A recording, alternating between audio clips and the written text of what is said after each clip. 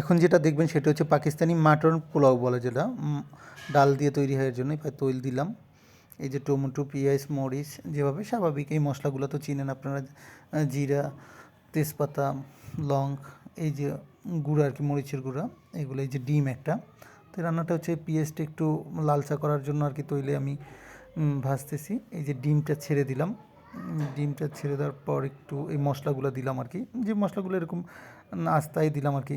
তারপর হচ্ছে এরকম টমেটো দিয়ে একটু লালচা করে নিলাম আর কি, সেদ্ধ করে নিলাম টমেটো।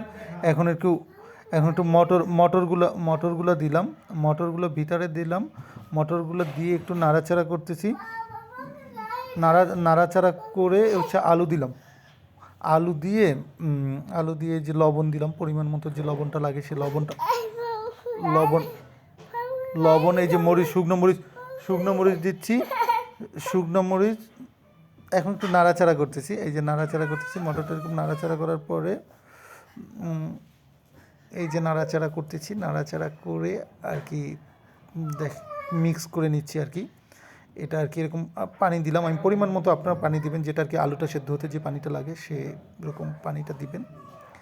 দেওয়ার পরে এরকম রাখতে হবে, তারপর এটা ঢেকে দেবো। তারপরে হচ্ছে 2 মিনিট পর আমরা দেখব কী হয়। 2 মিনিট পর আবার উঠাবো, উঠানোর পর এখানে চাল দিয়ে দেবো আর কি, যেটা আর কি রাইস আর কি, আপনি চাইলে বাসমতি দিতে পারেন, পোলাওর চাল দিতে পারেন, যেটা দেন সেটা আর কি এরকম দিয়ে দিতে হবে।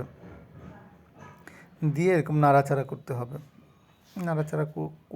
নাড়াচাড়া একটু নাড়াচাড়া করে মিশিয়ে দিতে হবে বুটটা, যাতে মিশিয়ে মশলাটা, এর জন্য আর কি। তো নাড়াচাড়াটা সাবধানে দিতে হবে, এরকম যাতে গুঁড়া না হয়।